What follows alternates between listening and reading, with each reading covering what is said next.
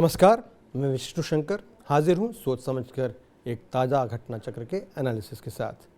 पिछले बुधवार हमने बात की थी भारतीय नेवी के दोनों एयरक्राफ्ट कैरियर INS विक्रमादित्य और विक्रांत के बारे में। उस वीडियो में हमने कहा था कि इसी साल के अंत तक भारत के दोनों विमान वाहक पोत फुल सर्विस के लिए तैयार हो जाएंगे और भारत के दोनों किनारों पर एक एक एयरक्राफ्ट कैरियर भारतीय सुरक्षा और हितों की हिफाजत के लिए तैयार मिलेगा। भारत में कई वर्षों से एक बहस चल रही है कि क्या भारत को 2 नहीं बल्कि 3 एयरक्राफ्ट कैरियर्स की ज़रूरत है ताकि 2 एयरक्राफ्ट कैरियर हमेशा देश की सुरक्षा की जिम्मेदारी निभा सकें और एक ज़रूरत के मुताबिक मरम्मत या मेंटेनेंस के लिए शिपयार्ड में हो या किसी भी ज़रूरी मिशन के लिए तैयार रहे। आज हम इसी डिबेट के अलग अलग पहलू देखेंगे और जानने की कोशिश करेंगे कि चीन की सैनिक तैयारी को देखते हुए भारत अपनी नेवी को किसी युद्ध या इंडो पैसिफिक इलाके में पार प्रोजेक्शन के लिए किस तरह तैयार करे।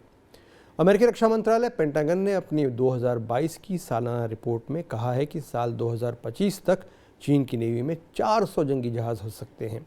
चीन का पूरा जोर पानी की सतह पर तैरने वाले मॉडर्न जंगी जहाज़ तैयार करना है जो अपनी सीमा से दूर लंबे समय तक अपना मिशन पूरा कर सकें। अभी चीन की नेवी के पास 300 से ज़्यादा जहाज़ हैं। अमेरिकी नेवी के बारे में जानकारी देने वाले संगठन यूनाइटेड स्टेट्स नेवल इंस्टीट्यूट की वेबसाइट news.usa9.org का कहना है कि चीन की नेवी के पास अब इतना बजट है कि वह साल 2030 तक 5 aircraft carrier, 10 nuclear ballistic missile पनडुब्बियाँ, क्रूजर्स, डिस्ट्रॉयर्स, गहरे समुद्र में दूर तक मार कर सकने वाले जहाज़, स्ट्रेटेजिक हवाई बॉम्बर और स्ट्रेटेजिक ट्रांसपोर्ट और रिफ्यूएलर हवाई जहाज़ तैयार कर सके। ज़रा कल्पना कीजिए अगले 7 साल में चीन की नेवी की ताकत कितनी बढ़ सकती है। अमेरिकी नेवी की इंडो पैसिफिक कमान के रिटायर्ड एडमिरल फिल डेविडसन की राय है कि चीन का लॉन्ग टर्म गोल इसी सदी के मध्य यानी 2050 तक ग्रेट पावर यानी एक महाशक्ति या सुपर पावर का दर्जा पा लेने का है और वह बड़ी शिद्दत से इस लक्ष्य को पाने की कोशिश कर रहा है। हालांकि समुद्र की सतह के नीचे की ताकत यानी पनडुब्बियों और उस पर तैनात मिसाइलों, टॉर्पीडोज़ और अन्य उपकरणों की बात करें तो अमेरिका चीन से आगे है और वह इस अंतर या फासले को बनाए रखने की भरसक कोशिश कर रहा है।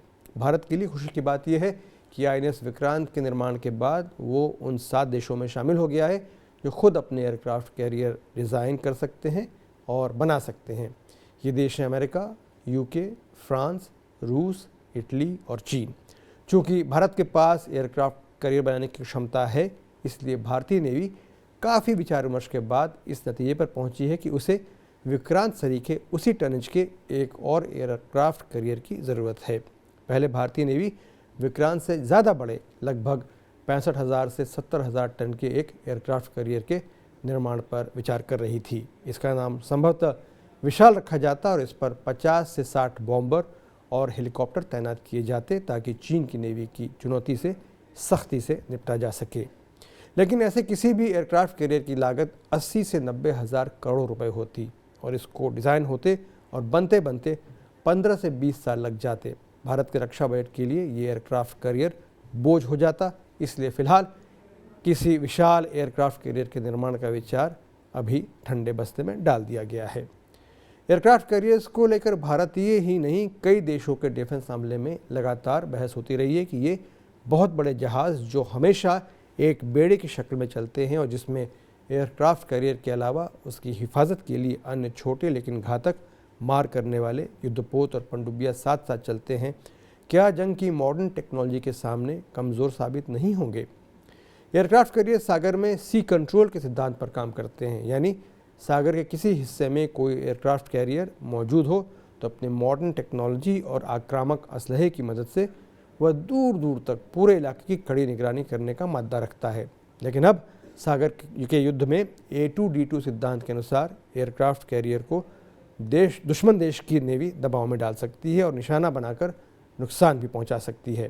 सागर में A2AD यानी एंटी एक्सेस एरिया डिनायल रणनीति के अनुसार दुश्मन के जहाज़ को युद्ध क्षेत्र में घुसने से रोकना और अगर वह उस इलाके में घुस चुका है तो उसकी हमला करने की क्षमता और आज़ादी पर अंकुश लगाना है।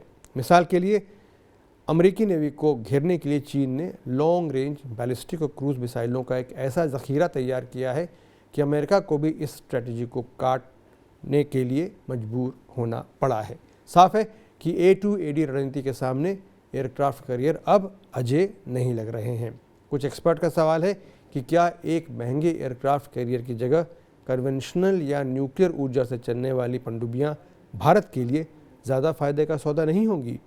पनडुब्बियों को सुरक्षा के लिए जहाज़ी बेड़े की ज़रूरत नहीं होती। वे लंबे समय तक चुपचाप समुद्र के भीतर गश्त लगा सकती हैं और ज़रूरत और मौके के अनुसार दुश्मन के जहाज़ पर हमला कर उसे नष्ट कर सकती हैं। पनडुब्बियां बैलिस्टिक और क्रूज मिसाइलों को पानी के भीतर से ही दागने की क्षमता रखती हैं।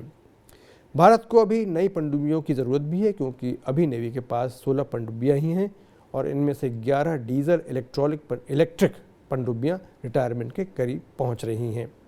भारतीय नौसेना एक्सपर्ट्स एक और विकल्प की बात कर रहे हैं जो विचार करने लायक है।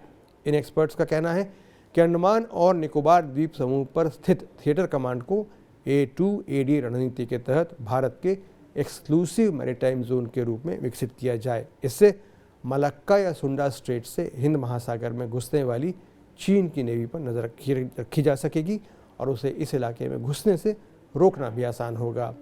यह विकल्प किसी भी बड़े एयरक्राफ्ट कैरियर की लागत से कम खर्चीला होगा और सैनिक दृष्टि से अत्यंत महत्वपूर्ण और कारगर भी। अब फैसला भारत सरकार को करना है कि देश के लिए क्या सबसे ज़रूरी है, एक और एयरक्राफ्ट कैरियर, मॉडर्न मारक और तेज़ पनडुब्बियों की फोर्स, या A2AD रणनीति के अंतर्गत अंडमान और निकोबार द्वीप समूह का भारत के एक्सक्लूसिव मैरीटाइम जोन के रूप में तेज़ विकास। सोच समझ कर मैं आज यहीं तक।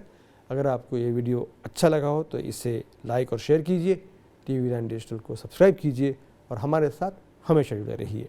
विष्णु शंकर को अनुमति दीजिए। नमस्कार।